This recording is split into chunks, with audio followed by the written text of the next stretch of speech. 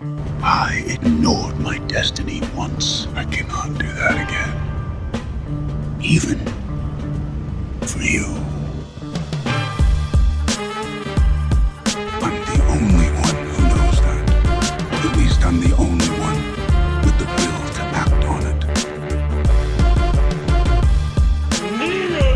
The Mad Titan Podcast with your host, Jay Washington.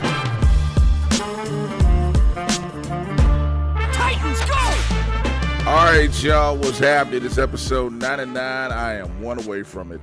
Episode 99 of the Mad Titan Podcast. And me.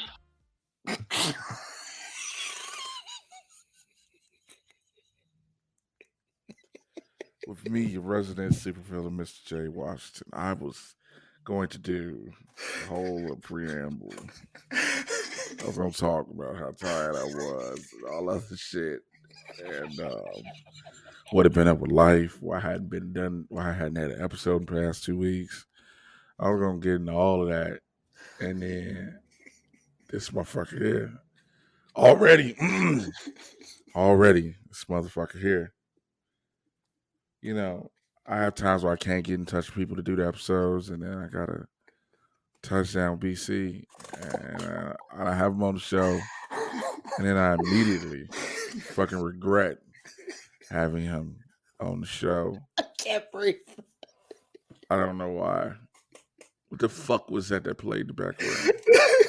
I got an email and my phone was on to wake me up. And my email alert tone is DJ Pauly D going, yeah, buddy. Sometimes there just isn't enough mental clarity or mental help for some people. That the Jersey Shore has not really been a thing for a while. Family Vacation is still a thing. I watch it every week. That speaks volumes when you say it like that. My whole train of thought thrown the fuck off. I was going in here kind of with no game plan, kind of raw, for lack of better words. And we need to start putting this on YouTube. Like, you need the live video of this. I'll clip this shit out. I'll just clip this out, just the beginning, and just let people see my face when they understand how the fuck I feel right now. Okay. So do I just say how have you been? Yeah, I'm not even gonna try to re-record this whole intro. I'm not gonna do Welcome that. to the Mad Titan Podcast. I'm not gonna even do that. Fuck, that's just terrible. That's just. I can't breathe, man. So glad I can give you a good chuckle. Oh shit! All right, well, that was a good show. I don't think nothing's gonna be said today is gonna top that in the beginning. Nothing is gonna be said in the rest of this episode. Just want to say, I don't know about that.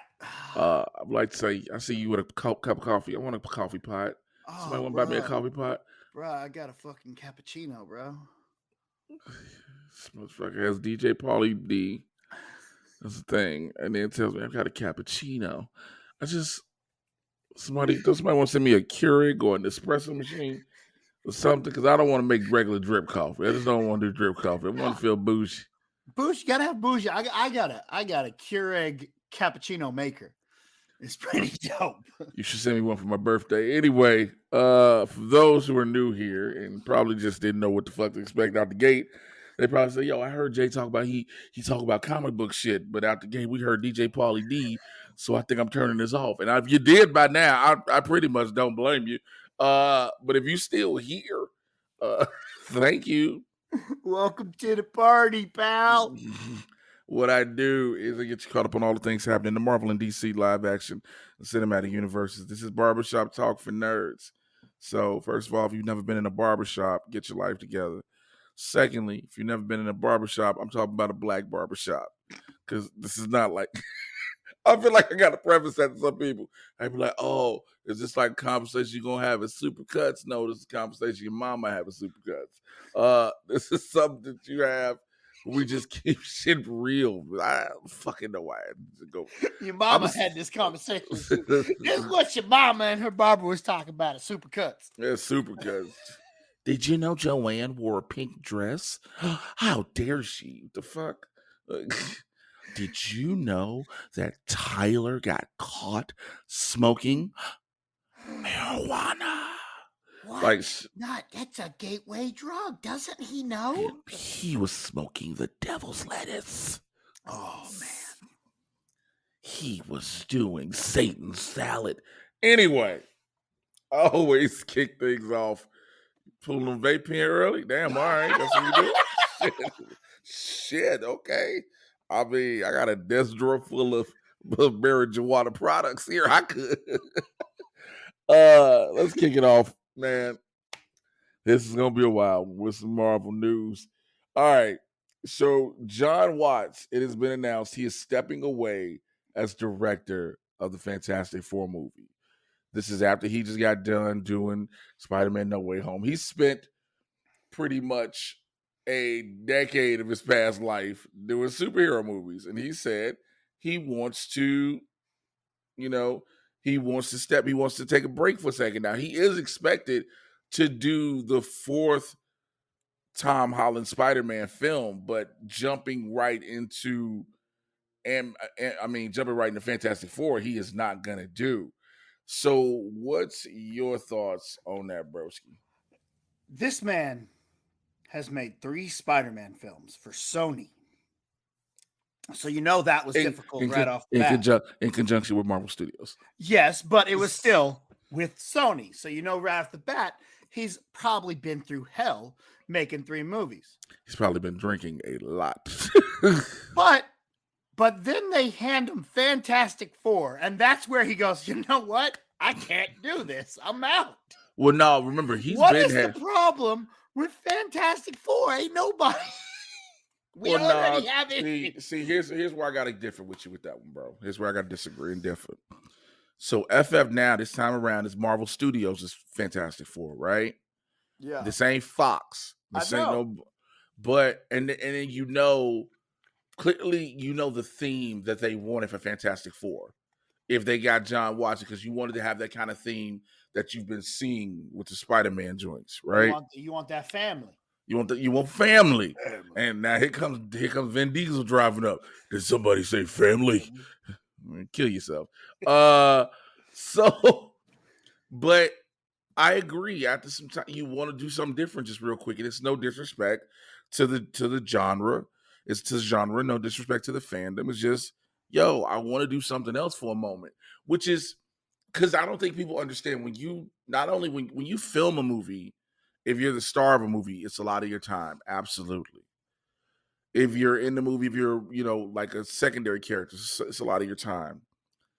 But when you're the director of a film, that encapsulates so much of your time, pre-production, in production, post-production, all this shit, the editing bay, everything. Like, your life is, especially with something as visually effects heavy as these movies have been, going into Spider-Man No Way Home. So, and you got to think about Fantastic Four going to be even heavier, and in a storyline, and you got to be a part of the storyline and breaking down scene structure and all that. It's a lot. So I understand if he wants to do something different to clean his palate, and then maybe and come back, and then get ready to come back to Spider-Man 4. Because would you rather him be burnt out after doing Fantastic Four than not do Spider-Man 4? No. We definitely need someone. When it comes to Fantastic Four, you're going to need someone who's fresh, someone who wants to jump in there and really tackle this, because that has really been one of the issues with the Fantastic Four ever since they've started trying to make these movies, is no one really knows how to get it right. And so you're going to need someone who's fresh and wants to really dive into that, rather than someone who's now done it 3 times and is like, you know what, I kind of need a break, but I got to do this. And then another Spider-Man movie. Like, it makes a little sense that he's kind of like, let me step back a minute. Let me take a bit. Y'all grab someone else for the Fantastic Four. Yeah, I mean, again, I'm not that mad at it at all. I'm not. I get it. I Did they say? understand. Did they say if it was? Is that it? It's not creative differences. It's No, not no, some kind of. he just wants to do something different for the moment. Okay, so we don't even know if they have their exact creative plan for where they're going with this yet. I slightly disagree with that. This Kevin Feige, I think Yeah, they obviously have a outline of where they're going, but we don't know. Like, do we know if they have they finished a script for it? Do we that I hadn't heard. I haven't heard see? anything about a That's my script. question. Is I haven't heard anything about a script or a story or anything. I mean, but I think you don't so much. Here's the thing: I don't think we'll hear a story because it'll kind of tie into our next thing we're going to talk about. But I'm a firm believer, and again, I may be wrong. Take it for a grain of salt. I'm a firm believer that we won't get them introduced until Ant-Man and the Wasp: Quantumania. Okay. And so I'm a firm believer they come out either in the post-credit scene or something. Ooh. But you don't want to bring out what the storyline is. Marvel's first family. That's it. Yeah. That's all we hear. We don't need a direct. Is it Marvel's first family coming out of the quantum realm, the negative zone, whatever the case may be? How does Marvel's first family deal with life now? You see what I'm saying? Yeah. I don't think we should be, because if we know the plot line, we're like, okay, then we'll know how this movie is set. Or it's Marvel's first family back in the 60s, some shit like that. Yeah. Because if for me, this is just for me. For those who've been in the hood, you know that black hair kid, just for me. Every time I sing, tell you how early it is. My voice ain't even fully together. But if it's for me, this movie is set in the 60s. Really? Yes. Because it's believed the first superhero per se is Captain America. Yeah. Right? Then the next is Captain Marvel. Mm-hmm. But there's a whole batch in between. Yeah. That being FF. You know what I'm saying? But then you got to deal with the fact that if it's set in the 60s, if you try to catch them up to today, how do you do Victor Von Doom? I know there's some different things. And then you have, okay, so how old was Johnny in the 60s? How old is Johnny today? Well, remember, but here's the deal. So here's the deal with that. If we're going to go age-wise, this is my thing with age. The quantum realm has proven time moves differently. You're right. Okay. So they go into the quantum realm, come out at a different time. They could go in, and technically to them, it could have been 2 days. Yeah. Remember, Scott said he was in like 6 hours. Mm-hmm. He said like what was not even 6 hours when he was in. He was like, to you has been 5 years. That makes sense then. Okay. To you has been 5 years. To me, it's been like 30 minutes. Yeah. You know what I'm saying? So when they come out, they're the same age visually. Yeah. That's if you want to do that. Now, again, if you're like, well, how do you do Victor Von Doom? You could have Victor Von Doom you could have the Doom thing be a legacy thing in Latveria.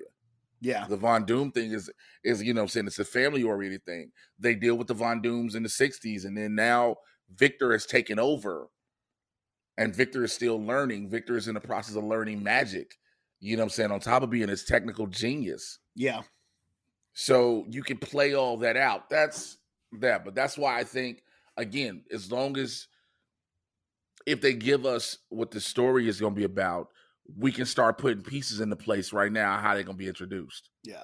We know for a fact the Fantastic Four is coming. Plain and simple. Do you think any of the rumors about seeing Krasinski pop up in Multiverse are true?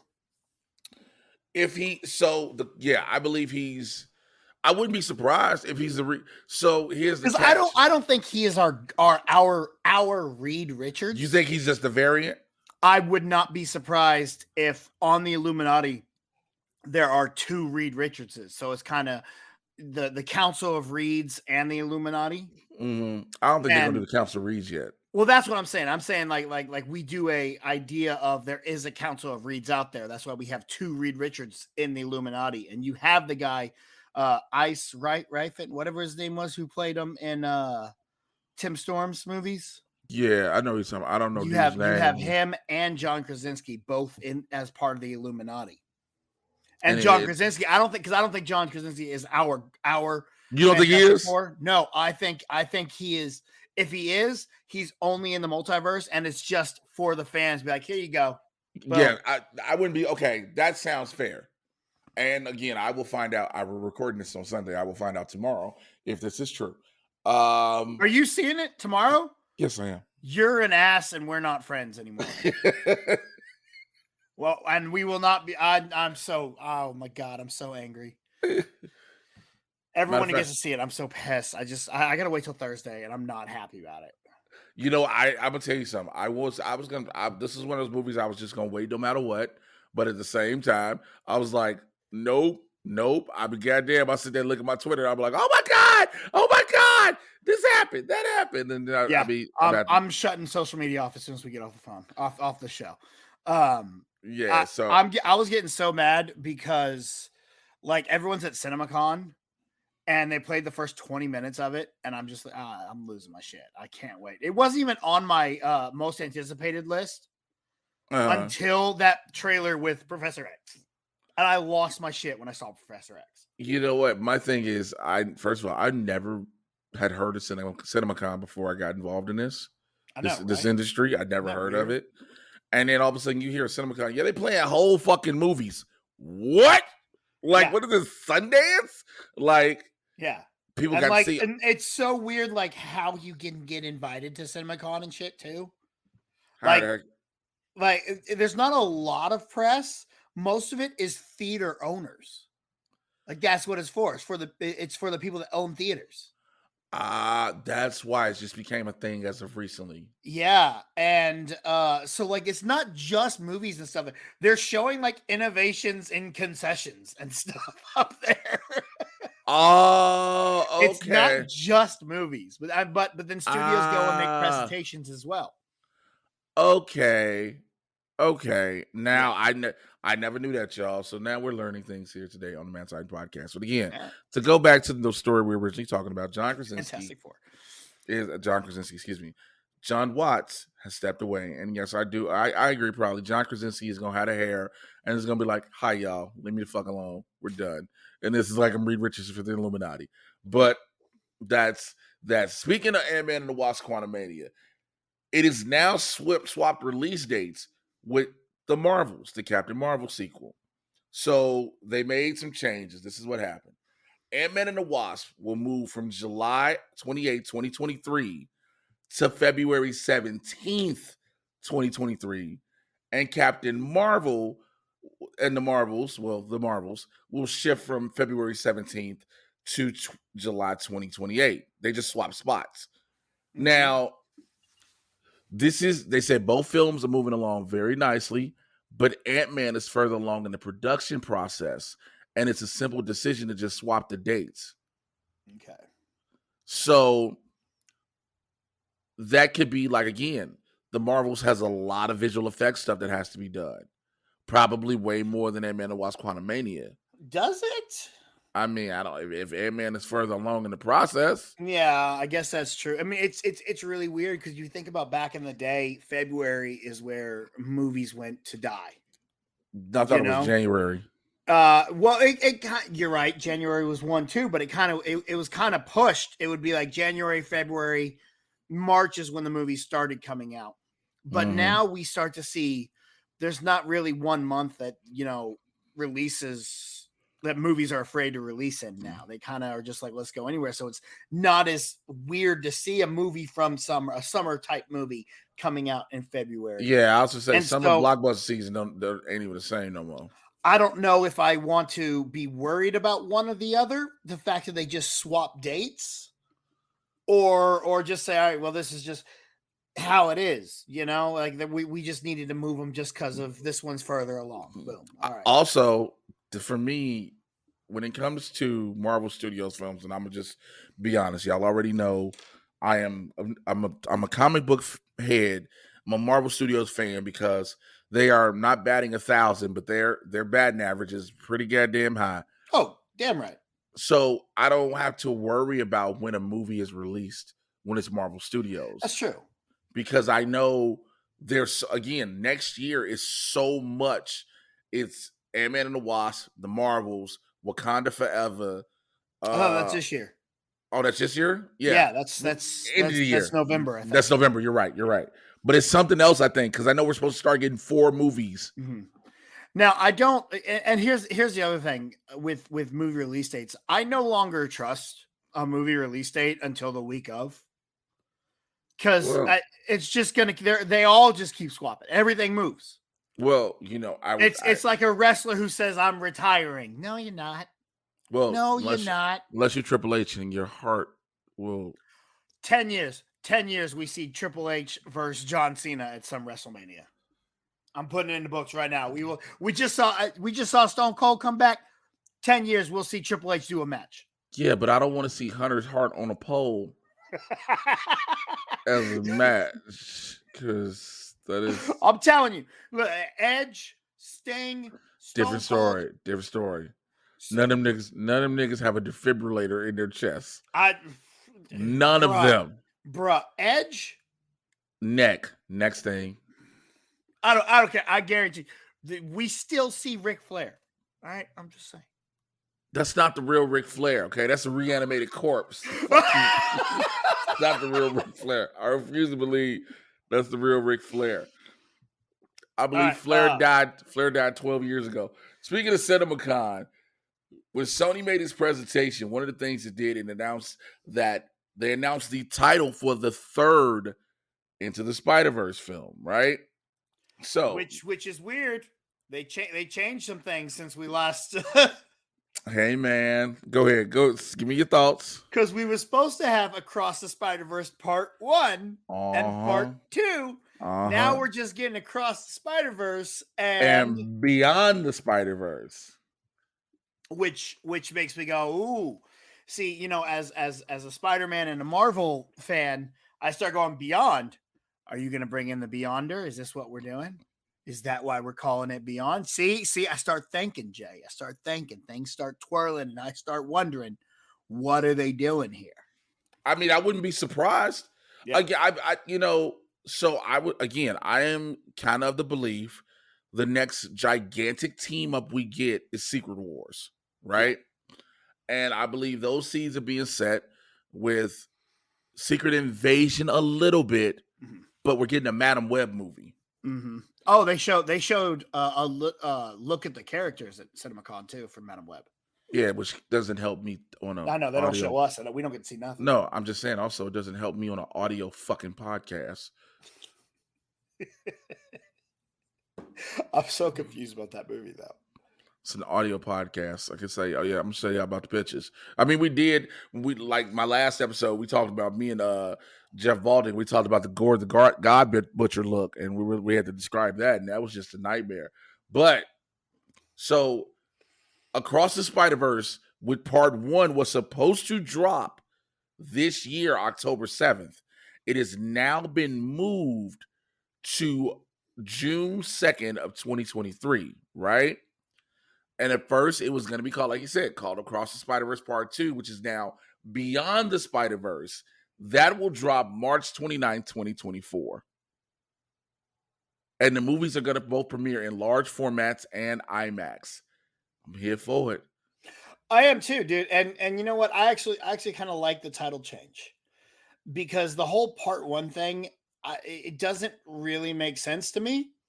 Because if you're going to do a Part 1, then it has to be, kind of like Harry Potter when they split the book up. There is a book that they're splitting up.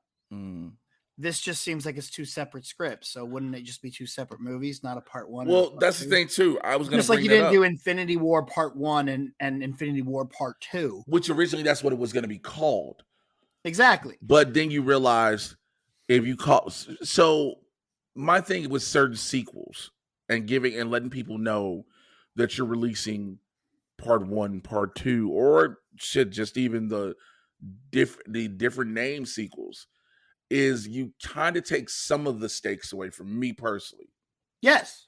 You take some, because don't let me know that a sequel is coming already. I kind of want to end the movie with, it can be a cliffhanger, but some closure at the same time. And here's what I mean. In Infinity War, no one, if you wouldn't have told me that there was an Infinity War Part 1 and Part 2, if you would have just said, this is a big movie, we're doing Avengers Infinity War, right? And Thanos wins and that's it, I was already shocked they did the snap, had people get dusted, and the movie literally ends with Thanos in the garden smiling. Yeah. But I was like, all right, so the next movie is the Retribution. It's got to be. Yeah. But at the same time, on top of that, Infinity War becomes a complete movie. Mm-hmm. Everybody was like, how's it complete? I was like, the villain won. Yeah. The villain won. Like, he won. It's very much like Empire Strikes Back. Yes. You know, but the difference was when Empire came out, we did not have Twitter. We didn't know that there was a Return of the Jedi was a thing. Was coming. Yeah. You know, so that's one of the problems with movies like this, where there's two movies, is I remember walking out Infinity War and just feeling that moment. And then people go, yeah, but they're all coming back in the next one. I'm like, bro, just I know that, but live in the moment. Enjoy the film you just watched. And so I do agree with the fact that sometimes I hate knowing that there's another sequel definitely coming. Halloween Kills, then Halloween Ends. Yo, let me think this nigga's gonna die in Halloween Kills. Facts. And, you know what I'm saying? And not let me know that no matter what happens, let me know I don't have to see another one of these Halloween movies. Because especially after Halloween Kills. But it's just that let me know that this ends, and then this one is ended. And then you surprise me with a post-credit scene or something that says, no, there's another one. Did you go see the movie X? No, I haven't seen it yet. It is fucking amazing, first of all. I hear that.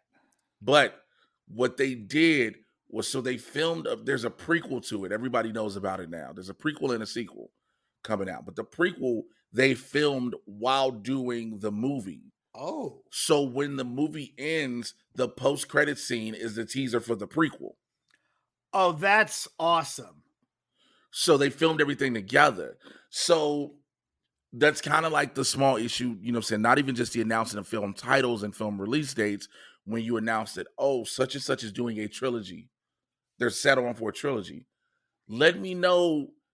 Just say, yo, they're here for one movie. They're here for one movie. Yeah, stop telling me your plans. Just tell me what you're doing right now. Give me the immunity stuff. So again, to know, yes, we all loved Into the Spider-Verse. That is beyond question and beyond doubt. We all loved it. We were all excited that we were getting a sequel. Yo, but then you heard it was part 1, part 2. So it's like, I kind of wish you wouldn't have told me that, because now I'm watching part 1, and the problem with watching part 1, and like you said, some people can't. People will say they can live in the moment watching part 1, right? That's not true, because the moment part 1's done, they're instantly worried about part 2. Exactly. They're forgotten about what we let go of what we just watched and enjoyed. Right. Like, all right, what's next? Give it to me now. Right. That's so. But again, like I said, I'm not taking away and not saying that I'm not excited for it. I'm not saying that. You know, I do. I'm one of those people. A lot of people started to say that Morbius has caused a lot of shakeup with Sony's universe. I know Morbius has made a lot of studios rethink vampire movies, which is crazy. Morbius made random studios say, we might not want to do this vampire thing. Jared Leto fucked up a genre of film. Jared Leto was so bad as Michael Morbius that studios that won't even consider comic book movies was like, the nigga that's the hominis nocturnus that needs blood to live. I don't know if we need to do this right now. That is so bad. It is shaking up Sony, it's shaking up everything else. But I digress. More news that came out with the Spider-Man news is that Sony is going to continue its Spider-Verse, aptly titled, and they're doing an El Muerto movie. That's not even the craziest part about this. The craziest part is who is set to star as El Muerto. You ready? Let me hear it, Jay. Who you got? It's gotta be one of the greatest actors of all time, right? Let me hear it. Who you got? Daniel Day-Lewis. Who you got? Play El Muerto. Keep going. Look, man. It could be anybody. Matthew McConaughey. I ain't seen him in one of these. All right, yet. I'm gonna play me some El Muerto. Okay, right. I'm just Javier Bardem. Maybe it's him. They play me a little left El Muerto. You know, okay, I'm going to just tell y'all because I need to get this joke off my chest. Bad Bunny, for real, is playing El Muerto. And if you don't know, El Muerto is Juan Carlos, a superpowered wrestler who originally fought Spider-Man in a charity wrestling match where he nearly unmasked a web slinger before being stung by Spider-Man with a paralyzing poison. Okay, now in the comics, after his oppressor, El Dorado came to claim his life, he was saved by Spider-Man, after which the two team up to defeat Dorado. Now, El Muerto marks the first Latin superhero to get his own film in the universe of Marvel characters.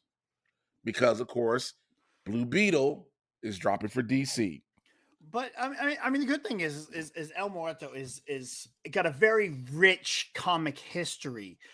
He's been very, very well loved over the history of, Spider-Man comics. How many comic books has he been in, Jay? Do you know that answer?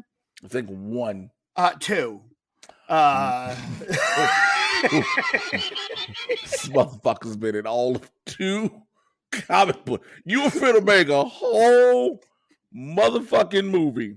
I saw someone on Twitter. He go, I got the whole catalog of El Muerto comics. Get on my level. And he just holding up the 2 comics. I'm gonna make a whole motherfucking movie just to be able to throw Bad Bunny in some shit. Right? Like, that's it. Like, let's put we need something for Bad Bunny. Look, I know some people are gonna bring up Naomi. Naomi has at least 7 to 8 issues, and they are still writing Naomi. For not even just for TV, for the comic, okay? Naomi is an ongoing character. El Muerto is in 2 motherfucking issues. 2! And you're about to make at minimum hour and a half long movie based off 2 comics so you can have Bad Bunny. And listen, I get it. Bad Bunny did an amazing job at WrestleMania, at the Royal Rumble. For some reason, they was like, yo, we're going to let him stand head up with Brock Lesnar. And I was like, this nigga's Grammy winner, don't do this. Like, y'all going to get this man killed. Like, sometimes Brock don't know his own strength. You got to tell Brock sometimes, God, Brock, don't kill him. When y'all hear Paul Heyman yelling, when Paul Heyman used to be Brock's advocate, be like, Brock, don't kill him. That was Paul Heyman really trying to save niggas from Brock Lesnar. But Brock, WWE, not UFC. Calm down. Brock, stop hitting him in the face. He got to use his face. But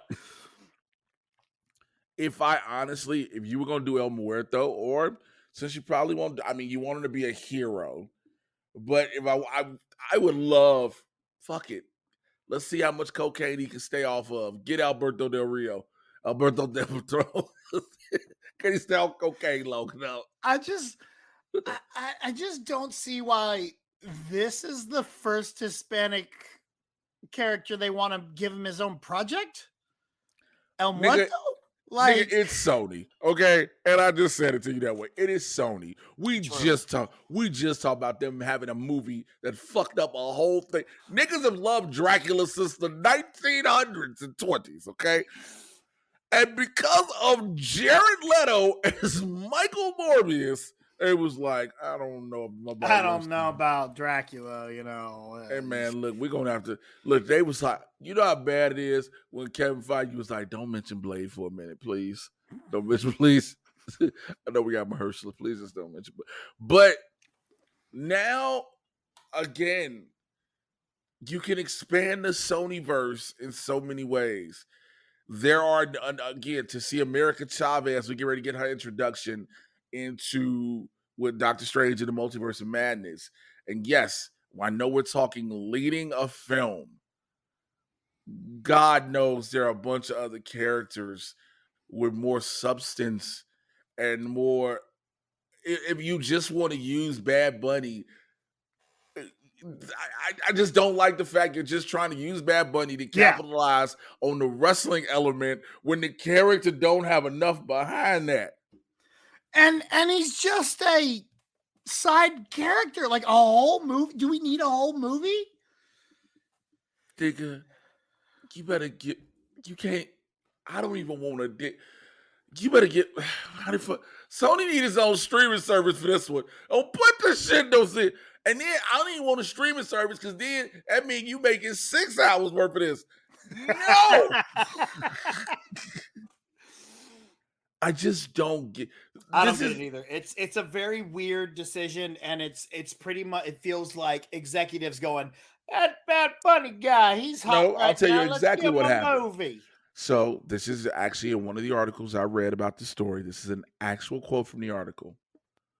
Though El Muerto isn't as popular as Venom or Kraven the Hunter, Sony's rush to get this film into development had a lot to do with Bad Bunny's persistence in finding that right superhero property for himself. What? They let so what they said, so they legitimately said, "Yo, Bad Bunny, you're hot right now. What do you want to do?" And he goes, "El Muerto." He's already going to be in Bullet Train, which drops on the 29th, which also has I hear it's amazing. Aaron Taylor Johnson in it. Mm-hmm. Okay. That's how, and it's a Sony movie, which that's how he ended up getting Kraven the Hunter. Okay, so therefore they're they're having fun on set. They're seeing something that we're not seeing. Nigga, and it's not, you don't understand. I don't give a fuck how much ain't enough to see to tell me you want to be okay, we want you to play a character, cool. You want your own movie, cool. But sir, the character you want only has 2 issues. Fuck it, play it anyway. No, we can put you in a movie as the character. We can make you have a little small role. No. You want the whole movie? A whole. You want somebody to write 100-page script at minimum. At minimum, okay? Yeah, 100 pages. You want us to spend millions of dollars in making costumes, production for a character with 2 motherfucking issues. Look, have you watched superhero movies? They're big, all right? Did you see The Wrestler? People loved it. All right, boom, put them together.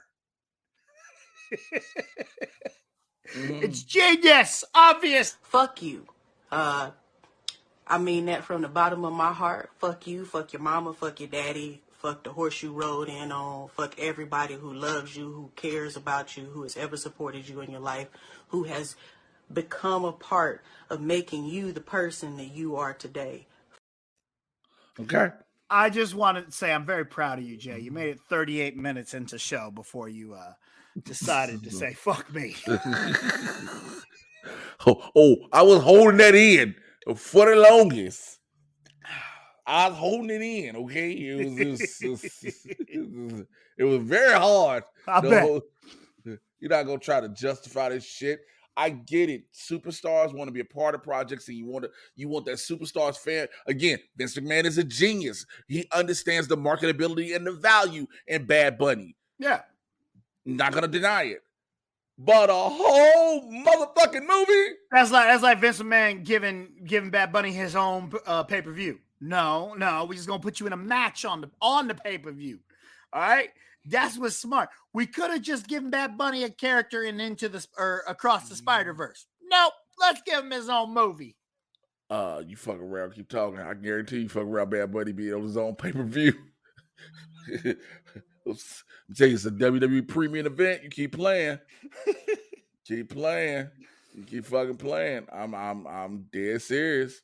Let me see. Which I just had what my next story was, and I gotta find it again because I lost it. Because that's what happens when you talking shit to fucking BC about Bad Bunny. Well, that's because. Okay, so Doctor Strange and the Multiverse of Madness is set to drop on. Yes, thank you. I'm glad you said it. I really, really need people to understand. I need movie studios to stop saying, "Yo, this is the release date," when in all actuality, the day before at 3:00, I can see this movie.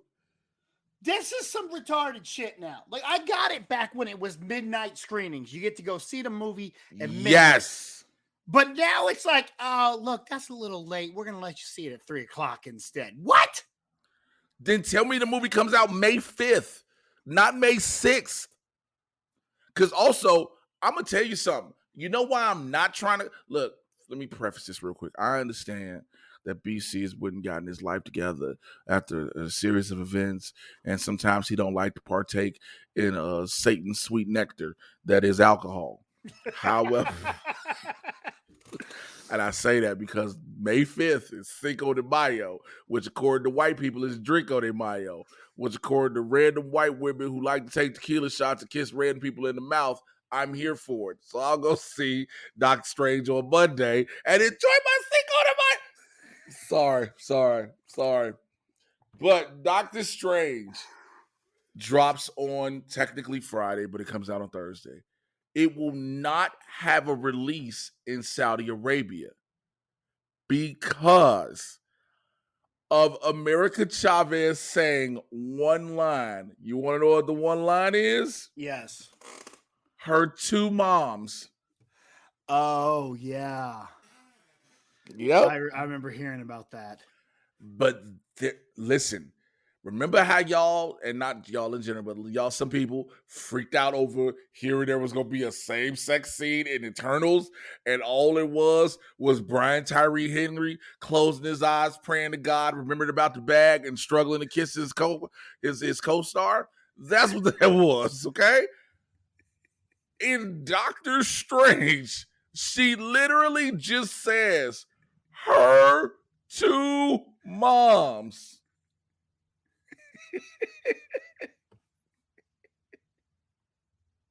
Also, I keep forgetting.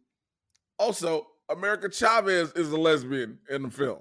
Yeah. So they was like, it's just her talking, because this is what they say. It's just her talking about her having two moms more than anything else. Yeah. That's all it is, which is weird because you think, Saudi Arabia has become pretty progressive lately. Yeah, but they got a lot of women matches in the WWE. You do not put his penis in his booty hole. Like, they don't want to hear that. Like, look, you will not see two women kids. Look, they barely are letting the women wrestle now. Mm-hmm. Because, again, look, I understand how people, I've said this a lot of times on Blurs, the moral compass and the moral standards and things like that, and what people consider human rights in general, and how every country is different in their views, unfortunately. The women barely wrestle, and that's because it brings in money. But also, if you notice, you can't show damn bit of skin. Mm-mm. Every woman's in jumpsuits, and in some cases, t-shirts on top of the jumpsuits. Or Ronda Rousey's where she put on her gi. They was like, just throw your gi on. And so that's in Saudi Arabia. That's a whole nother king. So, like, here's the thing. You can't make their rules. That's why I always hate when people like, well, they shouldn't just do this. Like, yo, it's a whole nother country. Their laws, their rules, unfortunately, are their own to make. And so now the movie hasn't been quote unquote banned outright. This is what Nawaf Al-Sabam, who's Saudi Arabia's general supervisor of cinema classification, said. He also said, we went to the distributor, and the distributor sent it to Disney. Disney has told us that they are not willing. He said, it is not banned. He said, there's no reason to ban the film. It's a simple edit. So far, they have refused. But we haven't closed the door. We're still trying. It is 12 seconds. And there are going to be some tight-ass people You know those dudes who want to sit on the computer and look like the trolls from South Park going, see, why can't Disney just cut out to 12 seconds? It's just them trying to go woke. First of all, you goof ass white boy, I need y'all to stop gentrifying the word woke because that's not what it means at all. Facts. Go woke, go broke. But wait, I'm sorry, you say go woke, go broke, but at the same time, you want to play double-edged sword, devil's advocate with, see the WWE getting that blood money in Saudi Arabia. It doesn't make sense. But again, it's 12 seconds. It does not it shouldn't matter. Honestly, good on Disney for being like, nah, we ain't going to cut that 12 seconds. Because they had to deal with that with Eternals as well. Yeah. Just be like, look, you know what? We ain't really worried about the Saudi money. We good. Because supposedly, too, so I'm also reading that Doctor Strange may not get a China release. Because there's a newspaper. Well, here's why. So, in the beginning of in like the first few minutes, when his battle during Gargantos, there's a quick glimpse of a newspaper kiosk. It bears the Chinese characters for the Epic Times, which is an international multi-language newspaper and a media company which opposes the Chinese Communist Party. It's a quick glimpse. Just that quick. But again, that's how these other countries operate. You can't. Now, I will see them. I see them go ahead and making that edit. Nope. I'm going to tell you why they did. You don't think so? Because they didn't worry about Black Widow, despite what people said. Eternals, despite what people say. Shang-Chi and the Legend of the Ten Rings. Venom, Let There Be Carnage. And Spider-Man No Way Home. None of them really? released. None of them released in China. Spider-Man didn't release in China. Nope, they were all refused theatrical release. Oh. Well then, shit, I guess Disney don't give a crap about Chinese money. They're like, yo, we're not going to keep, because to some of the things that they want them to change, let's just be honest, changes the context of shit. Now, you want them to change a quick edit. You want them to go, I don't think people understand how quick a visual digital edit how much it can cost. Because that little bit you see on screen took probably 2 days to make happen. Yeah. Just a little bit that you see. So to go back and try to erase that or cover it or do other things, that's an entirely different process that's outside of the budget. And again, some people gonna go, yo, it's Disney, they got the money. They do, but you are budgeted for certain shit you don't want to have to do extra work for. Exactly. Some of y'all look. And if they don't need that box office, all right, cool, we good. I don't think they're gonna need it for Doctor Strange. Doctor Strange is gonna make its own money on its own. Doctor Strange is gonna be okay. Let's just call it what it is. Last little bit of Marvel news that I have. Sam Raimi has been talking, because of course he is the director of Doctor Strange to the Multiverse of Madness, which seems to be a lot of his conversation today. He talked about his dead on arrival Spider-Man 4 movie, right? Bruce Campbell was supposed to be Kraven the Hunter in his Spider-Man 4. Really? Yes. That is a big jump from his roles in his other Spider-Man movies. That is really a jump. Here's a question. We talked about earlier here on the show,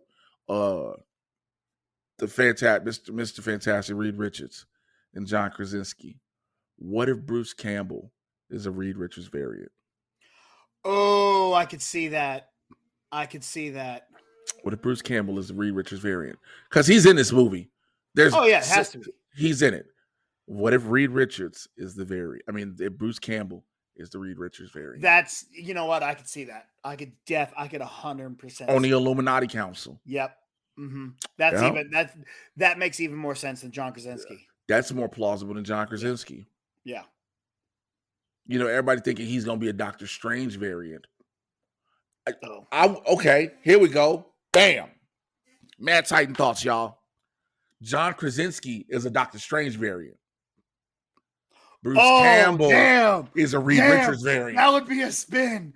That would be a spin right there. Oh, shit. Yeah. Think I about can see it. them getting us with that.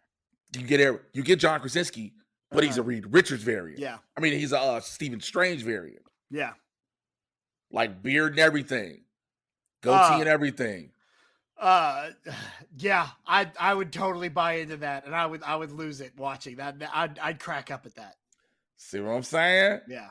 Man, you see I still believe that Chris Evans is in this too. As Human Torch. Oh, absolutely. Absolutely. And I guarantee there's gonna be a scene where he's like, Steve? No, Johnny. Johnny. And that's all he says. That's all he says is no, Johnny. Like, because they kept saying Chris Evans is a part of something. Mm-hmm. That's what he's a part of. Chris Evans is Johnny Storm in this. Yeah. Speaking of variants, Jay, I got a COVID? little bit of You got COVID? Oh, I'm sorry. Wrong thing. You said speaking of variants. I'm sorry. Whoa. I got a little bit of some news for you. Something that's not out there. A little behind the scenes stuff. Okay, drop it. So now again, we know Loki's supposed to start filming this summer, right? Mm-hmm. And they're going to start filming in London because season 1 did so good. Hiddleston was like, yo, I want to film at home. And they're like, all right, cool. We'll move it to the London location, routing out of Atlanta. It's technically unclear of when they're going to start filming. All we know is this summer. But I got a friend who is a travel coordinator for different projects and stuff in Hollywood, right? Mm-hmm. She's got a friend who is working on Loki. Now, again, grain of salt, friend of a friend tells me. Yeah.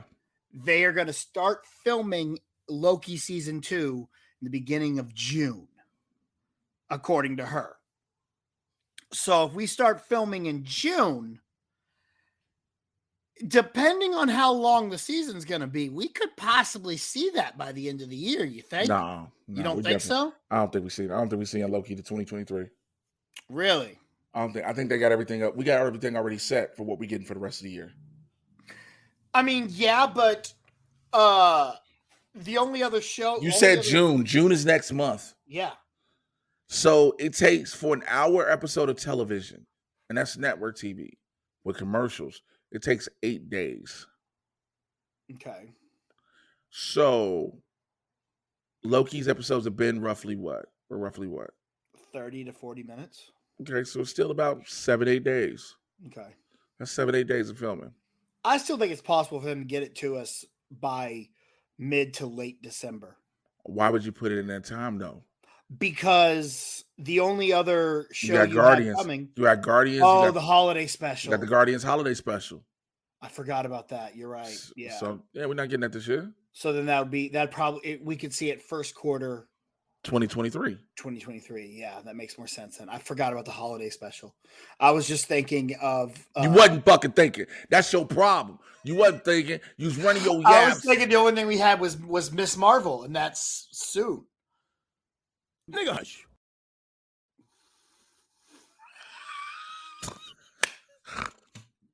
Love it. Sorry, I just feel like I could just use that there. All right. That's all of the Marvel news we got. It's been a lot because that was a lot of shit that was going on. All right, here's some DC news. All right, let's get to the sad shit first. The Arrowverse is being gutted, nigga. There's no other way to put it. Yeah. I mean, some of it makes sense. Some of it makes sense to me. Some of it I don't, since we're continuing to go.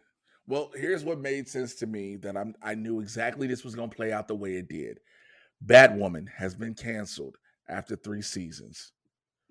Now, you are so full of shit. How am I full of shit? Because I was on the episode where they announced that Ruby Rose was leaving, and we talked about. You said that's so we can do one more season and then cancel it and say it wasn't her fault or it was because we lost Ruby. They did 2. You were wrong, Jay. You said they was gonna do 1. And okay, you're 2. right. Yeah, but I didn't. But I didn't expect before they announced. I even said this before the announcement of Javicia Leslie being the person to replace her.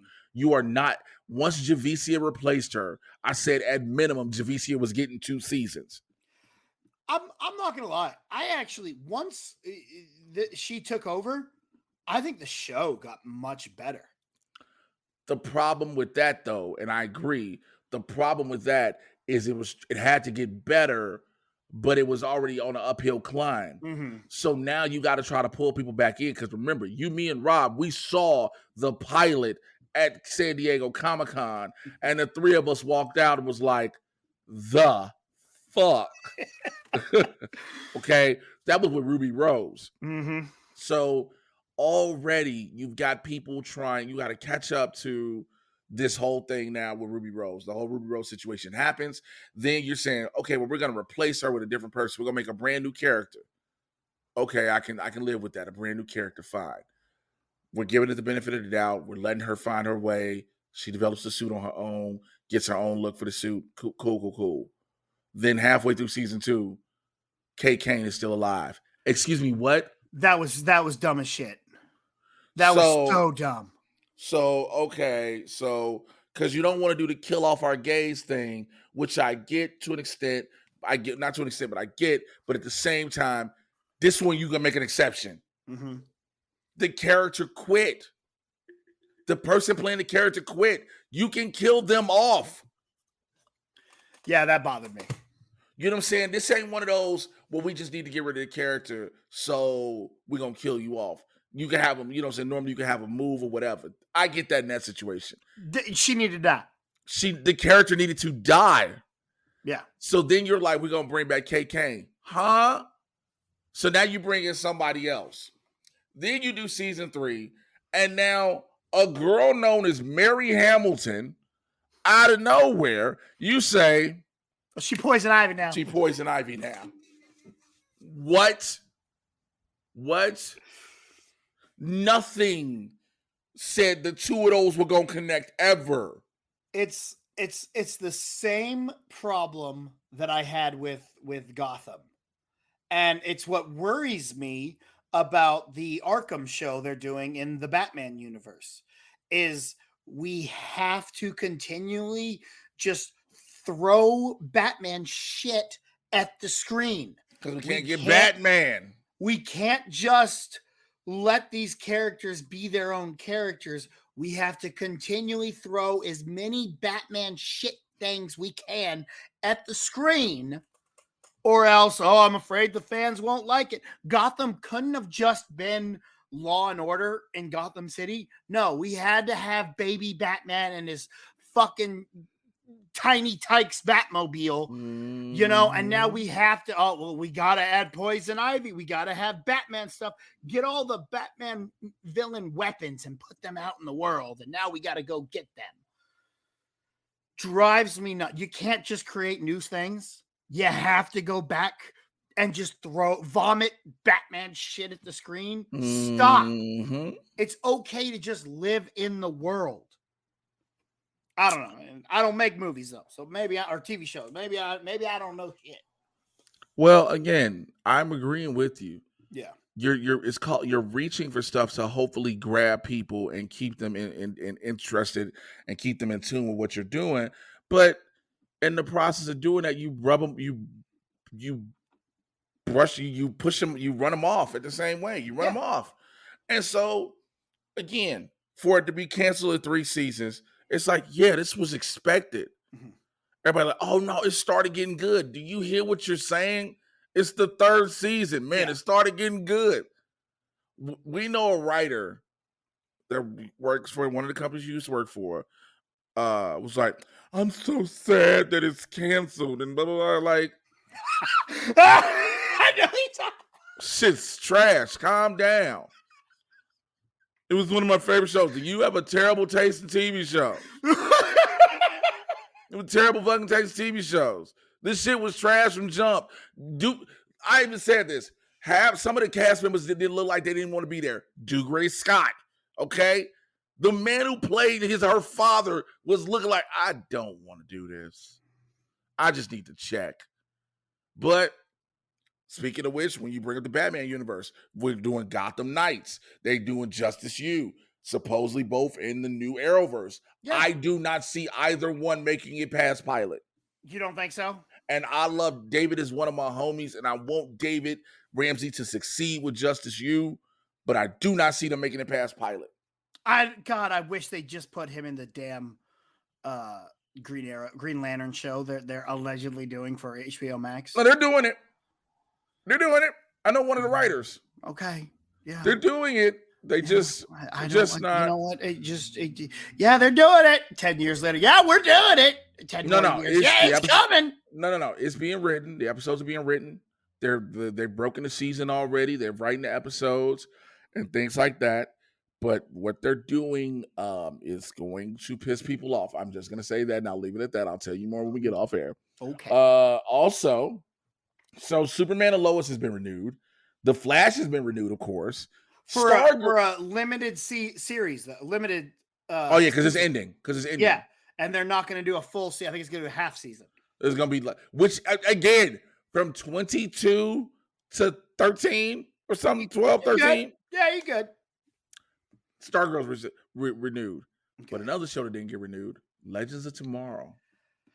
I gotta say, I saw that one coming because this last season has been awful.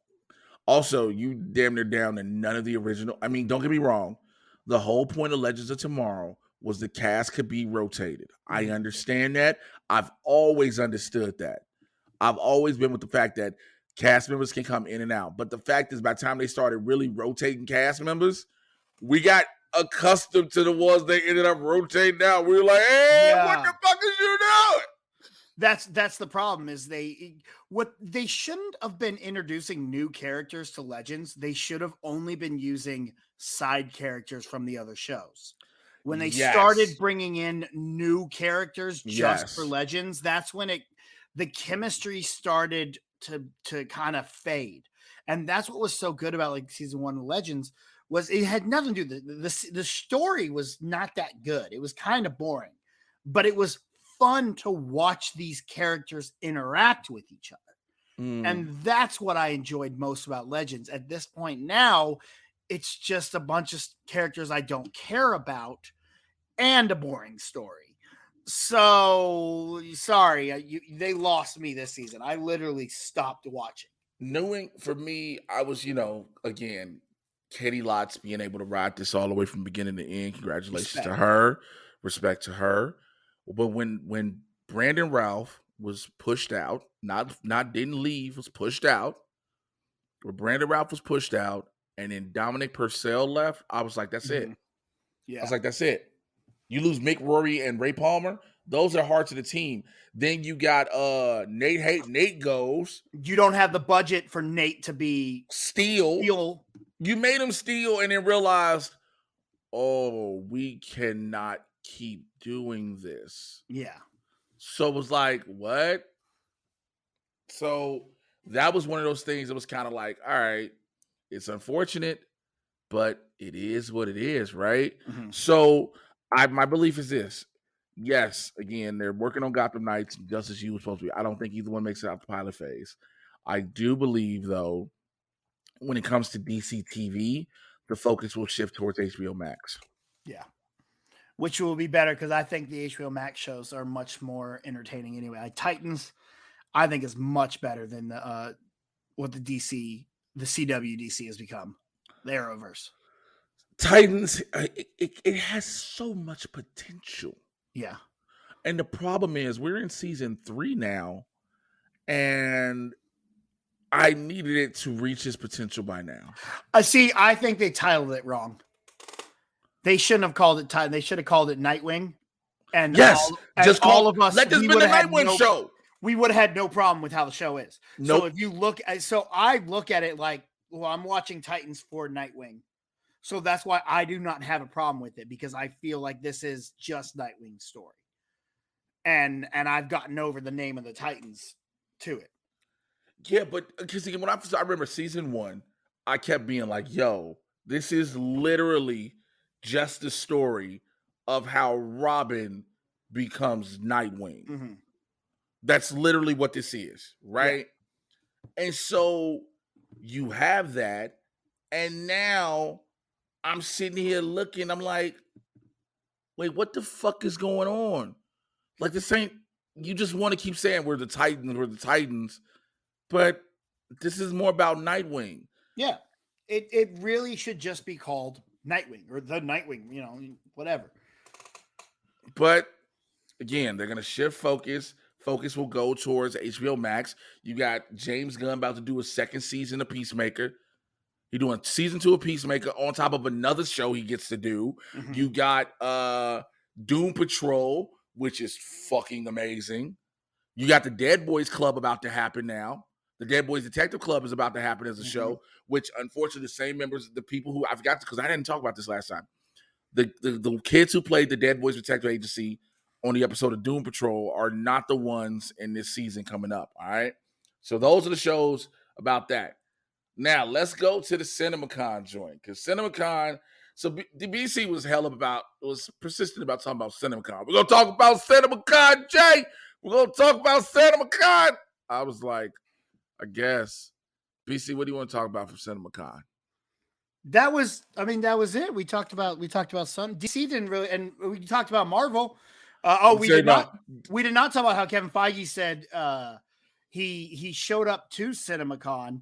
He's like, yeah, I just flew in from our creative retreat. As soon as I finish his speech, I'm getting back on the plane, going back to the creative retreat because we are wrapping up our plans for the next 10 years of Marvel, which is a very interesting thought to know. Okay, we got the next 10 years. Like, yeah, he's that far out. We're good to go. Like that means to go. All right, Feige ain't going nowhere. He's got this on lock.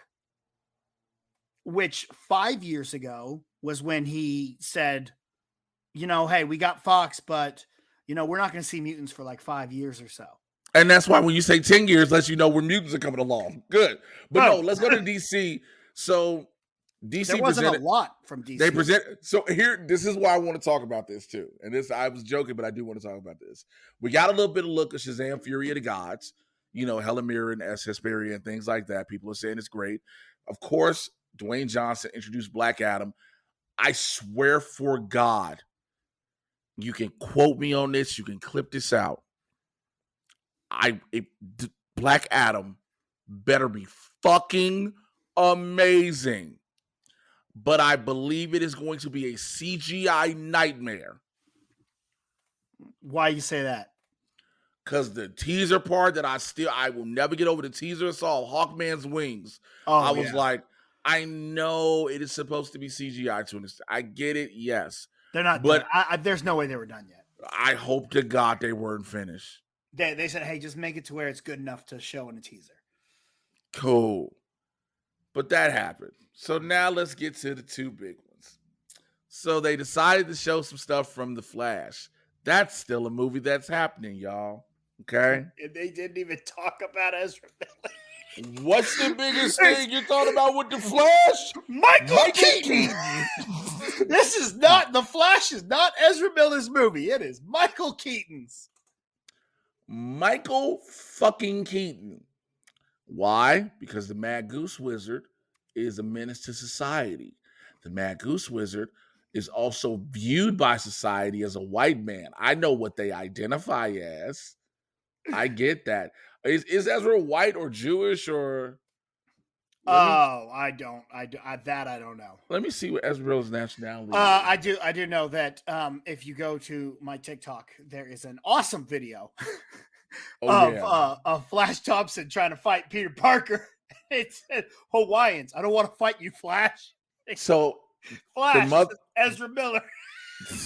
Their father's I Jewish. wouldn't want to fight me neither. Their mother is Christian and Dutch. So Miller identifies as spiritual and Jewish. Okay. Spiritual and Jewish. Okay, cool. But nonetheless, still kind of get that white privilege safety, right? Yeah. The fact, like you said, just talked about Michael Keaton. That lets you know, I need y'all to understand how much studios are like, we will ignore how much your social media uproar, quote unquote, is, and it don't matter. Go ahead. Well, it's funny because like my buddy texted me the other day and was like, bro, like the Bad Guys animated film like destroyed Dumbledore at the box office. I say, well, yeah. They recast Johnny Depp and they released the movie the same week of the trial that shows that Johnny Depp was, the one being abused. And they have Ezra Miller, who's been arrested 4 times in the weeks leading up to the arrest. You missing one important thing. What's You're that? missing one important thing. What's the number one part? What? J.K. Rowling. And I totally forgot J.K. too. Every time that bitch open her mouth, look, I'm gonna tell you something. People keep. So I go, well, no shit. They don't want to promote it because they don't want to talk about Ezra and they don't want to talk about Johnny and they don't want to talk about J.K. So no shit. And that's their go-to. Let's not talk about Ezra. So, all that happened. So, a Fantastic Beasts was doomed, right? Mm-hmm. But again, so now they're trying to shift the focus of the Flash to be like, don't worry about Ezra. We got Michael Keaton. But my question is, so this was supposed to come out. Was it this summer or there's something like 6 weeks or some shit? And it got pushed to past Batgirl. And we know that Michael Keaton's in Batgirl. So I wonder how this is going to play out. Nigga, they have moved that movie to June 23rd of 2023. Of 2023. Now, this is what they said, quote unquote. The reason for the delay is to account for COVID-19's effect on visual impact vendors and the slowed outputs to finish the special effects for the film. Yeah. Yay. You hoping by 2023, you hoping by June 2023, Ezra Miller's out the news. Well, I mean, here's the other thing, because the official release date came before Ezra got arrested. So I trust that. I actually think the move has everything to do with Discovery taking over and going, let's move our biggest hitters to 2023 because we won't have anything coming out then. That's why they moved Flash and Aquaman so they could still have a box office year. But now we're having to stress about and deal with the fact that our star of the movie is punching women and throwing chairs at them. And getting mad at niggas at a karaoke bar for doing karaoke. Okay. Look, that she was really bad, all right? And he just wanted the mic back. Anyways, so then there's that. Aquaman and Lost. Which has its own problem because we got Mara, who is now the one who abused Johnny Depp. Jason Momoa presents. This nigga says it's a lot more Black Manta. Black Manta got a whole lot of shit. You want to see what Black Manta doing? Let me tell you something. Black Manta out in these streets though. Wait till you see Yaya. Patrick Wilson, Black Manta, like he won't he look. I bring that up because I brought it up on Blurds. People, look, there is an online petition that has garnered 2 million signatures for to them change trying Amber Heard's name to Amber Turd. I signed it. That was not what I was expecting. I thought that's the petition you were going with. No, they have one to have Amber Heard replaced in Aquaman. Now, here's the problem, and I said this on Blurds, and I've said it online, and I need you stupid motherfuckers who believe that this can be done to understand this. That movie has finished principal photography. And y'all can keep saying, well, Scoopers have said that she's only in 10% of the movie. That is not true. Mara is his fucking queen. What are you talking about? Look, Jay, it's very easy to also digitally replace someone. All right. Okay. And I think they need to go back and digitally replace Mara with Johnny Depp and they need to digitally replace Ezra with Grant Gustin. I mean, it's obviously like the smartest idea, and if you want to make money, this is the only way you can do it to appease the fans. Let's tell you motherfucking fans something real quick, loud and clear. That's what this show is, and you know how I am. Stop bringing up Kevin Spacey being replaced by Christopher Plummer, because it is a totally fucking difference. You know why? Because there is not a blockbuster CGI monster movie. All you have to do is reshoot the scenes that Kevin Spacey was in and have Christopher Plummer sit his ass down. You will not. I just talked about small digital edits for Doctor Strange to take out Chinese characters. Okay? You are not going to do that with an entire film that is already done in principal photography. Also, people who bring up, well, they got rid of Chris D'Elia in Army of the Dead, and they digitally replaced him with Tig Notaro.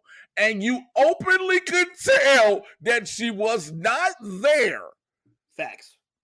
You could it looked cheesy.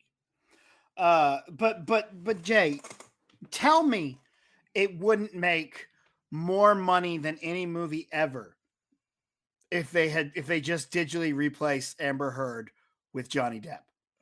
Would you not go see that movie? Nope. Johnny Depp digitally replaces Amber Heard in an Aquaman movie? Because it's gonna look real. I mean, it's keep the red hair and everything, and it's just Johnny Depp, and we don't say anything about the appearance or the fact that it's Johnny Depp being Amber Heard. Come on, it would be classic. And then you got to have Johnny Depp tongue kissing Aquaman. Yes. And the fan fiction was like, see, that's what we want. Exactly. But people gotta look, and I said this before. I understand morality, and I know how people think like that, but there's also logic. This is not a logical thing to do. Y'all should have known when the shit first came out. Warner Brothers was like, okay, whatever. All right, so we're going into pre-production. We're going in production. We're done with principal photography, post-production. This trial don't mean shit. She might be replaced and recast for the next film if they do one. But as far as this one goes, she's in it.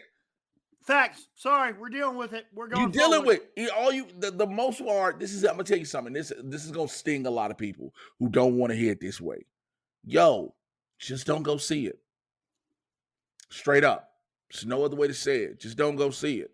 Because if you feel that serious about it, don't go. Don't go see it. Because the shit's your online petition, I hate to tell you this, don't mean shit. What do you mean? Your 2 million signatures you signed on. Online petitions have been the way to affect movie changes for all of history. It has worked every single time. Listen, and I know people are gonna bring up also, look, with Sonic the Hedgehog, the first one. Okay, I'm gonna tell you something. The internet as a whole, there wasn't even petitions. The internet as a whole gave them the business when they released that trailer with the face of a fucking nightmare. Also, that was the first trailer when you gotta think, okay, more than likely this movie's not completely done yet. We're just getting the first trailer for it. They're still working on things.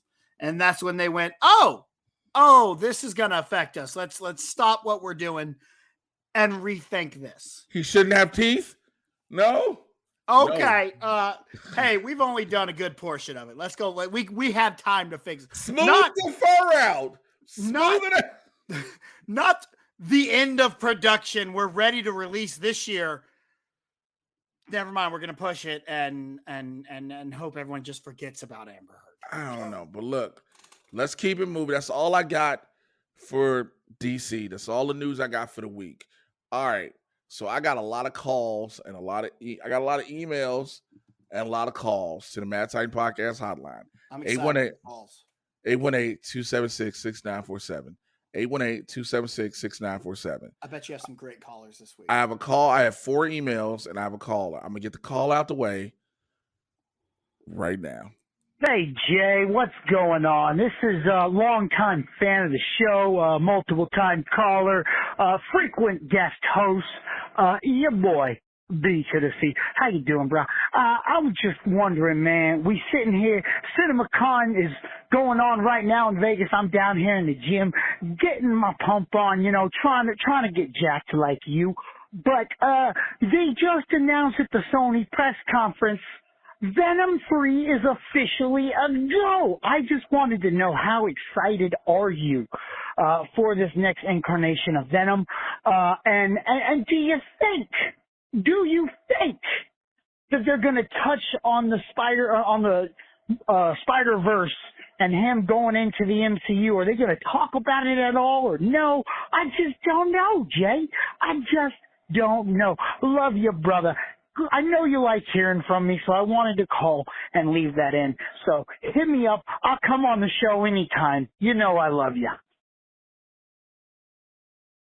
What a fantastic caller! Thank you so much for calling in to Jay's show. You know, that sounds like a stand-up guy right there. He's emotional, damn it.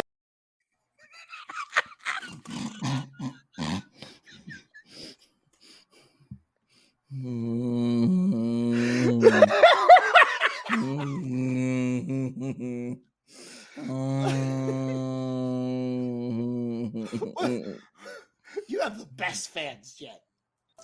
Oh, hey, fuck you.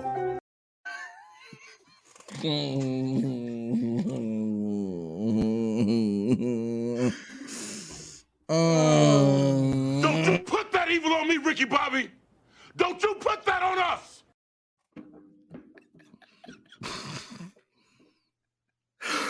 I'm just saying, like, you got great callers, man. They're on top of the world. I forgot they announced that fucking 3 was gonna happen. I'm so glad you didn't bring it up earlier in the show, because I knew the call was coming, and I was like, all right, so if he brings it up, I'm just gonna play it off like I don't even care. Yeah, that's what I'm gonna do. And then you didn't bring it up, so I was like, perfect, we good. Venom 3, baby. How excited are you, Jay?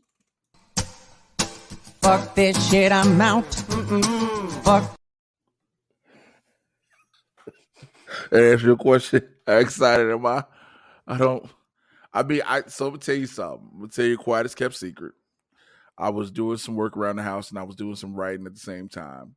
And I put on Venom Let There Be Carnage in the background again, because I hadn't watched it since I saw it at the theaters. Yeah. I was like, it can't be as bad as I remembered. And then I rewatched it, I was like, oh, this shit is worse. Oh, it's the most fantastic film. Like, this is the best franchise going right now. Venom has a coming out. I'm not trying to be annoying. I love the Venom franchise. I think it is fantastic. Venom has a coming out party. We get Toxin without having him be Toxin. I was like, okay, I guess that's what we're doing. Well, I think we're setting up Toxin for 3, bro. So unless he's fighting Andrew Garfield. Do you think he's fighting Andrew Garfield in 3? You think that's what it is? My muscles in my mouth are stuck. I can't even stop making his face. Seriously, this should be a video podcast, just so people can see the how beautiful I am and your reactions. I want to go to my emails now, the Mad Titan Podcast email, madtitanpodcast@gmail.com. We're going to act like this shit never fucking happened. madtitanpodcast@gmail.com. I got a couple emails. Here from my lovely listener, Jolene, who's a member of my Supervillain Squad. This first one says, the Magneto question. Hey, Jay and possible guests. This bitch right here, BC. Hey, man, thanks for writing to the possible guest. I appreciate that. All right. Nothing deep. Jolene she's amazing. Nothing deep or thought-provoking this time, just a Magneto question. They say when the MCU eventually does him, they don't try to update it. They don't try to update his origin, as they shouldn't, because that's a whole other discussion about the erasure of the most famous Jewish character roots. Would you prefer an elder Magneto like they did in the movies, or a younger Magneto, or that is young because his powers are nonsense, and they can say superpowers, get over it? I myself vote for a young, hot, ripped Jim Lee style Magneto. Because just let these people be over the top and stop trying to act like any of this is realistic. Because I'm a broken record, which Jolene always says. Like, it's comic book movies. Yeah. But Jolene also gave me another email that says, Moon Knight follow-up. Because we'll go answer both of these back to back. Hey, Jay, I know we talked about the similarities between MCU Moon Knight and Doom Patrol's Crazy Jane, but the one thing I forgot to bring up is how it also feels like he's kind of like Netflix's Typhoid Mary. And Iron Fist had the two known personalities, then a super secret, brutal, and violent third personality. That seems to be what Jake Lockley is going to be. Steven is Mary, Mark is Walker, and Jake is Bloody Mary. I just thought I figured you might appreciate. I do. I didn't think about the Typhoid Mary one. I didn't think about that at all. Have you watched Moon Knight? Yes, I'm all caught up in Moon Knight. That right there just made me smile. You're right. That is something that I did not think about, but it is spot on. Yes, I would definitely see Bloody Mary is Jake, because Jake Lockley is the one that in that episode when all of a sudden you had Mark was about to kill a young kid and Steven was like no, and he blacks out, and then Mark is like Steven looks in the mirror like to Mark like, what did you do? Mark's like, I didn't do this shit. He's like, I didn't do this. I agree with that. Now let's go back to the Magneto thing, because this is going to be an ongoing topic no matter what, no matter how many times you bring up Magneto, because of where we are in the MCU, time, etc., etc. I have stated this openly, publicly, and even privately with some of my Jewish friends. I understand why they want Magneto to remain as a Holocaust survivor because of the historical accuracy and relevancy, and again, being a prominent Jewish character.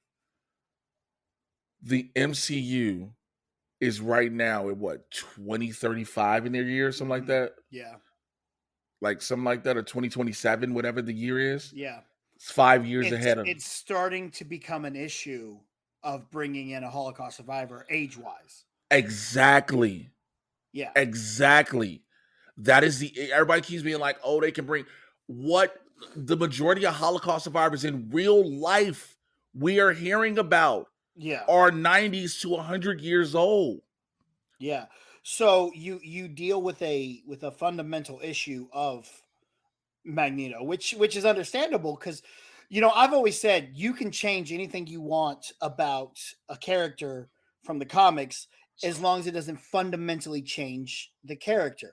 Like Michael Clark Duncan playing Kingpin, it doesn't matter. Michael B. Jordan playing Johnny Storm, it doesn't matter. That doesn't fundamentally change the character. Now you get into Magneto, who is fundamentally, that is being a Holocaust survivor is a part of his character. Mm-hmm. But you now have a problem with that because time has kind of taken that away from us. So you fundamentally have to change him. He is either, the son or the grandson of a Holocaust survivor. That's the only way it works. Or you have to change him to the inspiration, and you kind of have to make him African American and make him a Malcolm X. A Rwanda everybody keeps going to Rwanda genocide. He has to experience a genocide. Mm-hmm. He unfortunately, no matter. So, and I'm going to use this. You could put him. He could be Armenian in that regard. Anything. He has to experience an almost genocide of his people. Yes. No matter what. But I don't want to take away anything from my Jewish listeners who think we're trying to deny or dismiss anything of your history, because that is not the case. I understand also what Jolene has stated about make him look over the top crazy, but as right now, it will never happen. I understand. Jolene, I know, I love you, girl. I understand exactly what you mean. You're like, I'm a broken record. This is what I just want. And I get it. I absolutely do get it. We're 14 years into this universe. They have already shown you in less than 5, this is what our characters are going to look like. They are going to be grounded in reality, right? And then for the most part, once we did the time leap from Infinity War to Endgame, that 5 years plays a big factor. And again, you just brought up Kevin Feige saying, we got the MCU planned out for the next 10 years. Now I know I have a shot, but that goes without saying. But when you use a Holocaust survivor, by the time the X-Men are introduced, Magneto cannot be introduced as an old man. I understand you're like, yo, well, Ian McClellan was a certain thing. Yes. But we're going even older than what Ian McClellan was as Magneto in the first X-Men movie. 30 years past that. Right. Roughly in the MCU time. Right. Fassbender worked because of the timeline they set for those X-Men movies. He didn't age in 30 years from the 60s to the 90s, but yeah. Now, if you're going to use that, he aged a little bit, but this is also true. 60s to the 90s. Yeah, that is true. He didn't age at all. But neither did Charles. Nobody did, technically. No, there was no growing up. Let's just be honest. Nobody, mutant or otherwise, nobody grew up in 30 years. Now, you can fundamentally change that about Magneto, is that maybe mutants you add in that he's aging differently. But you'd have to explain how a 100-something-year-old man. It is almost a fundamental change again. Right. How an almost 100-year-old man is a threat. True. Is a threat to humanity and one of the X-Men's greatest villains, that it takes a lot to beat him. Yeah. Because a 100-year-old man should get whooped by the X-Men kind of easy. Facts. You know what I'm saying? So hopefully I answered those two questions. Let's go to these other ones real quick. Shouts out to Fred Castillo, sends an email, says DC Content, says, hey, Mr. J, hope things are well on your end. Thanks for the content you provide on the Mad Titan podcast. Your knowledge keeps me interested and up to date on what's happening in both the Marvel and DC worlds. I was wondering, is there a storyline in DC mythos where the infighting between heroes causes a Justice League level event? I know Batman v Superman was almost this, but I'd like a different story than what the Snyderverse was providing. On a side note, is there a chance Heather J can make an appearance on the podcast again? She was a lot of fun. I'll try to hit her up. I don't want to talk to Heather. I love Heather. That's my girl. I appreciate all the hard work you do keeping us involved with the Marvel and DC universes with the critical issues affecting our communities. Thanks for reading my email, and I'll keep listening. Is there a Justice League level event? I mean, obviously there's Justice League level events that they can pull from. It's just, are they going to be able to get us to that point and make it believable is where we're wondering. Yeah, because the problem with those events is you got to build to them, and unfortunately, DC don't want to build. They don't want to build. So no matter what they just want to be they want to be in the here and now, and you got to build those events, unfortunately, and so they haven't done those. So I don't think there would be anything. I do think, and I can't remember his name, the guy who runs Discovery, who's now in charge of Warner Brothers Discovery. I do think that he is going to do DC right, just by the few things he said. The fact that he wants to create an actual DC studios within Warner Brothers now, which is something they have not done. They haven't had creatives that were set for DC and DC alone to move forward with ideas. They've just been, Warner Brothers executives being like, all right, what if we did this? What if we did that? If you get an actual group of people that are together to brainstorm just DC, I think they're going to have a better future. I think they're on the right path, but I do still think it's going to take some time. Yeah, I agree. It's gonna take some time. It's not an overnight process. Yeah, he wants a Kevin Feige.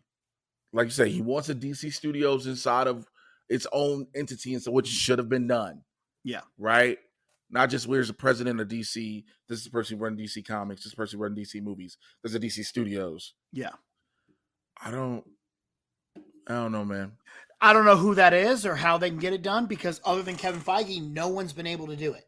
Even over in Disney, they can't get it right with Star Wars technically. Well, because you got too many hands in the pot, mm-hmm. and because you just don't let the one person says this is the goal, this is the plan and the goal, and you don't have that one person. You got so many different people saying, "Well, what if we do? What if we did?" No. This is the plan. This is the goal. This is how we get to it. Right? Mm-hmm. That's what you have. When it comes to all the rest of it, that's not the case. Yeah. All right. Let me read this last one real quick. We got Says, what's going on at DC? That's hilarious. I didn't even realize that's what this was. From Josh Relicia. Says, hey, Jay, hope all is well. I had a question about the Warner Brothers Discovery merger and wanted your input. It was widely reported by Variety and others that the new leadership in plan wants a Kevin Feige type to oversee the studios with a more cohesive plan behind their films and more content like Joker. My question is, do you think that's a good idea? I thought DC trying to copycat the MCU's connected universe has been mostly a lost cause because they work best when their movies are allowed to breathe on their own without worrying about connectivity to a greater story. While I haven't been particularly high on DC in general over the past 10-ish years, I thought, for a moment, they were moving in the right direction with movies like Shazam. How about you? All the best, Josh. We were just talking about this. Mhm. The problem with my copycats theory from DC to Marvel was they were like, yo, let's do the Justice League. That was cool if they'd have built up to the Justice League. Remember when there was supposed to be Man of Steel, The Flash, Wonder Woman, Aquaman, Justice League. Yeah. Right? There wasn't a Batman movie per se, but then it was Justice League. That was fine. The problem was when it was throw it in here now, give it to us right now. Let's not build this shit up. We need it right now. Yeah. That's the problem when you don't build shit up. DC, yes, we know DC is so prevalent and it exists highly in the comics off Elseworlds. And that's cool. But at the same time, you got to express, look, this is what this is. This is what this is. More movies like Joker, I have a problem because I personally don't like I like Joker, but I hate the fact it's called Joker because I don't like to even treat it like a DC movie. Yeah. It's just one dude just has a bad. It's a mental illness movie under the guise of being a comic book movie. See, and that's but that's the thing too is they said they want to bring in a Kevin Feige type to do more movies like the Joker, like the Batman. But at the same time, those are not like Kevin Feige's movies. Those are more standalone type of movies, which is fine if you want to do that. That works. And I don't think the problem with finding another Kevin Feige is you're not going to find another Kevin Feige. Nope. Kevin Feige is Kevin Feige. He's the only one that's been able to do this properly. Universal had their issues with the Monsters verse. The Godzilla verse is not all that great. The DC extended universe has had its issues. What you need to do is you need to find someone, yes, like a Kevin Feige, but in their own way that can take what Kevin Feige has done and make it their own within DC. I never thought DC needed to follow the blueprint of Marvel. They just needed to make a good Justice League movie and then spin out of that. Right. If you can do that. That's the problem. They have not been able to do that without making it a 7-hour black and white film or the Justice League. That's been the issue, is they've made two that don't work. You got to get the one that works. You got to focus on this movie, not this universe. Also, and I keep saying it, and this is something Marvel is proving, you don't have to rely on that same group of fucking characters. Yes. The Trinity, let the Trinity go. There's so much more. Let them go. Yes, now we're getting a Blue Beetle. Now we're getting a Batgirl. Now we're getting a Zatanna. Now we're getting all this. Marvel made these movies with Iron Man. No one gave a fuck about Iron Man. Captain America. No one gave a fuck about Captain America. No one gave a fuck about Thor, Black Widow, Hawkeye.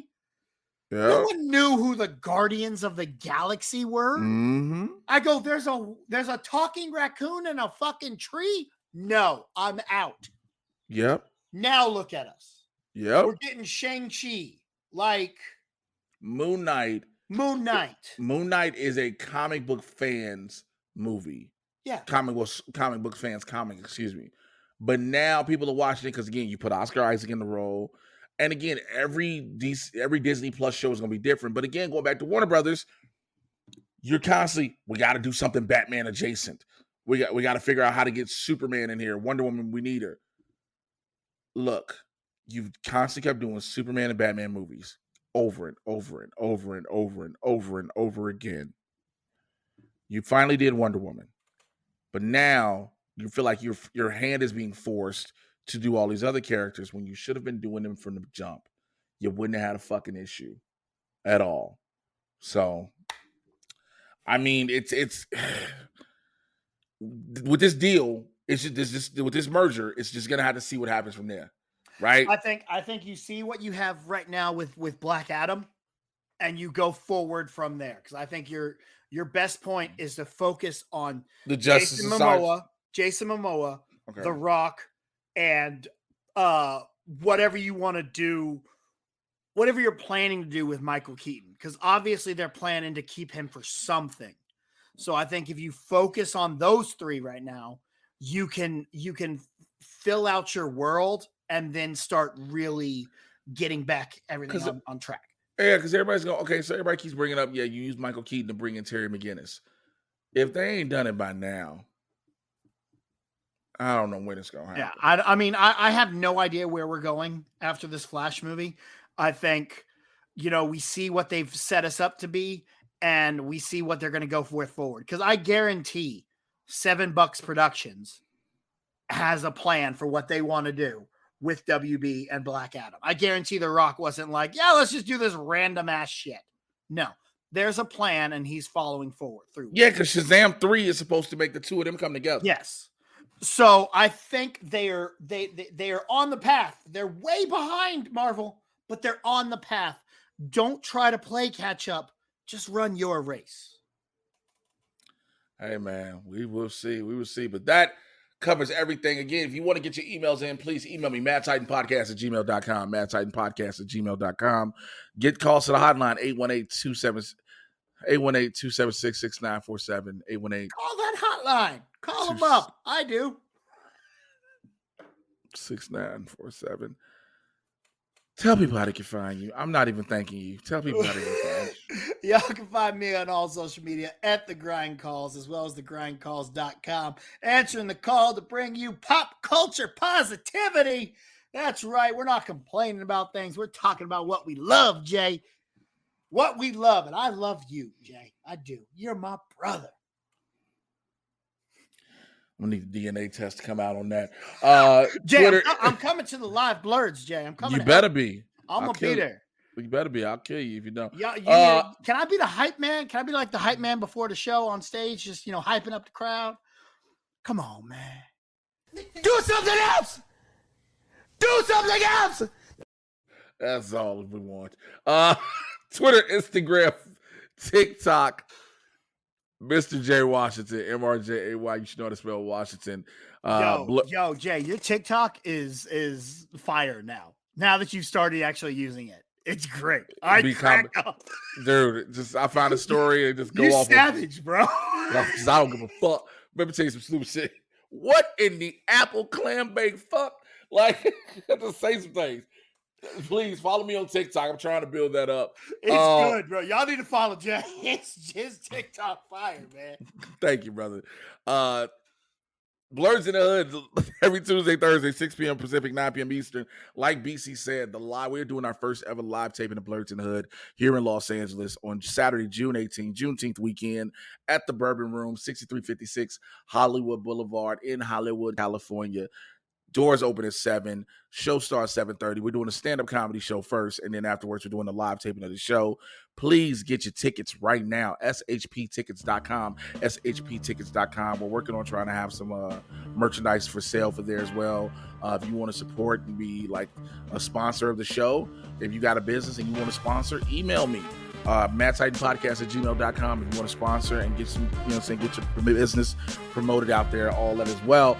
And if you want to support me here on the show and be a member of the squad, join my Supervillain squad, patreon.com/Mr. J Washington, patreon.com/Mr. J Washington. Shouts out to the members of the squad who are also producers of the squad. And for everyone who is at my $25 and up tier, that's the one-on-one with the Supervillain tier, where we sit down once a month and talk about everything and anything you want to talk about. We talk between 35, 45 minutes, and the conversations are always different, unique, interesting, fun, and so insightful on so many levels. I got to upload all of the April ones. I have them done, edited. I just didn't get a chance to upload them. I've been so busy.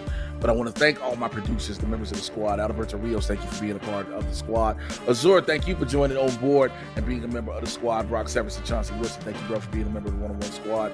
Cheryl Corman, thank you. Christopher Lee, thank you for being a member of the one-on-one squad. Dan Bibke, David Adams, Davlin, Fanboy Cantina. I got to scroll down. Fillmore Pockets, Fred Castillo. G. Smith, thank you for joining and being a member of the squad. Hillary Nellens, appreciate you. James Robbins, Jim Payne, thank you for being at the one-on-one. Joe Lee, thank you for being at the one-on-one level. Justin Square, Kenneth Daisy, Kirsty Oliveria, Marcus Burton, AZ Badfish, the homie Marlon, appreciate you. Patrick Hart, Quentin M. Milrow, Randy Constance, thank you for being at the one-on-one level. And Rudy Rueda, thank you for being at the one-on-one level as well. It is much appreciated from all of you all. Thank you guys for sitting here. This has been an extra loaded episode. There was so much to talk about. The CinemaCon, everything that went down there, and this bitch talking about Venom. Venom 3, baby! That's what happened, y'all. I will be back next week for sure. And again, there's a lot of stuff coming up. May is going to be a busy month. I'll be on the road. My son is graduating high school. A lot of good shows, everything of the sorts. But the Mad Titan is going to be here for y'all. And if I got to have BC, unfortunately, I'm going to try to Heather J back on. I got some other people I've been talking to get through. So we're going to have them come on with y'all. All right? Take care. I'm out. Bye.